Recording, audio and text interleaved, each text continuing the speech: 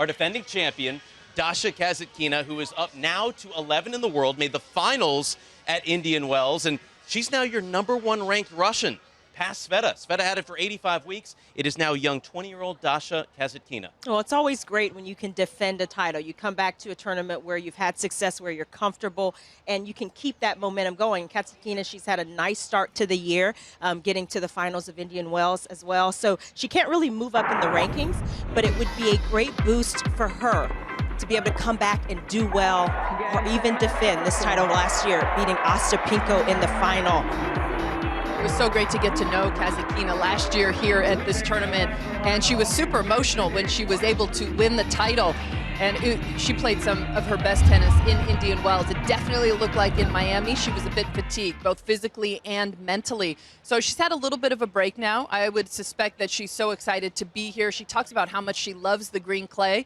And you never know how a player is going to respond to defending their first title. So I think we'll have to keep a close eye on her the first few matches that she plays to see if she's feeling any of the pressure. That was her first final. That was her first title. And now she returns as the #11 player in the world. She was a teenager, and it was awesome last year to see Kasatkina go off to the title. Meantime, the person she lost to in the Indian Wells final, Naomi Osaka. Speaking of youngsters that have made their move, she'd never won a final of any nature in her career, and she takes this title, Chanda. Oh, and it was unbelievable the way Osaka started. You wondered if she'd have a few nerves out there on court, but she kept hitting the way she did all tournament long, and she just overpowered Kasatkina. She handled the moment a little bit better. And imagine winning Indian Wells, such a big event, in your very first WTA title. It's pretty amazing. I mean, a star was born in that moment for sure. Yeah, she really made, it seems like, the most strides in the offseason, Naomi Osaka, and she's come out in 2018. She looks more mature. She looks more composed. She looks like she has a better understanding of how she wants to play her game. She's a great athlete, but now it seems like she's waiting for the right shot to pull the trigger, and that's really come a long way for her so far this year in all her success.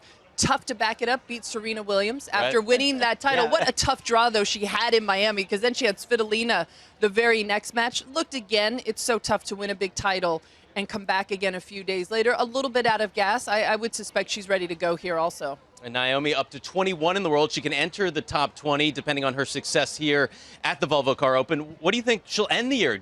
Grand Slams? What do we have for Naomi? I mean, you can't rule it out when you consider last year. You look at Hasta Pouille coming up and winning the French out of nowhere, and Osaka certainly has a big enough game. The way she's been putting everything together, how confident she is within points. She's not bailing out of points. I think that's the increased fitness that she has.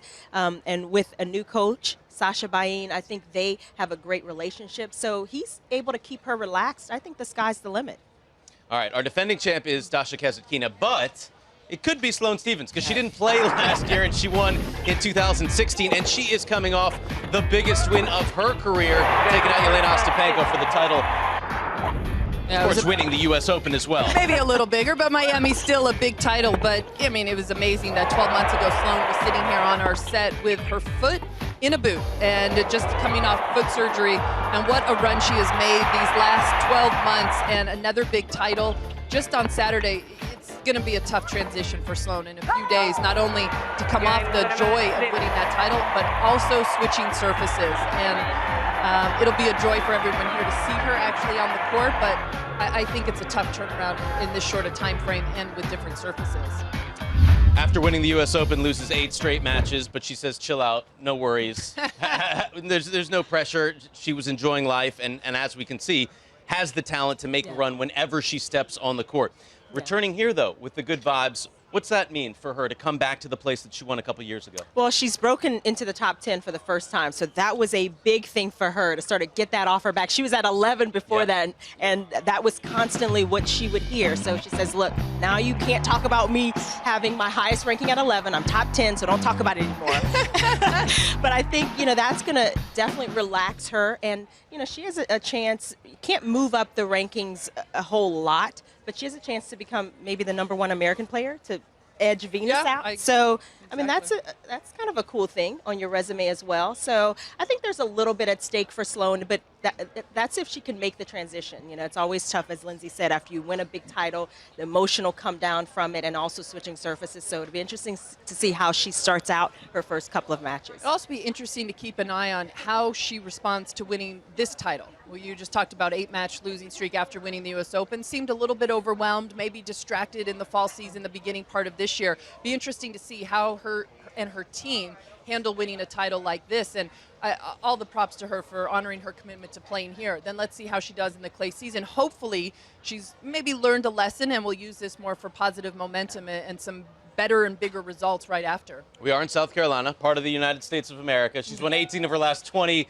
matches in the U.S., so that's a good thing for Sloane. Last year at this time, hard to believe, she was sitting right here in a boot and working for us. I'm Sloane right now. I mean, the strides that she made after taking 11 months off, having the foot surgery, chilling with us, and then saying, you know what, life is better on tour. I need to leave Tennis Channel and go back to doing this. What did you guys do that you got her back on court so you'll quickly? see. You'll see when you're playing at the U.S. Open in August what that can happen. Would be a miracle.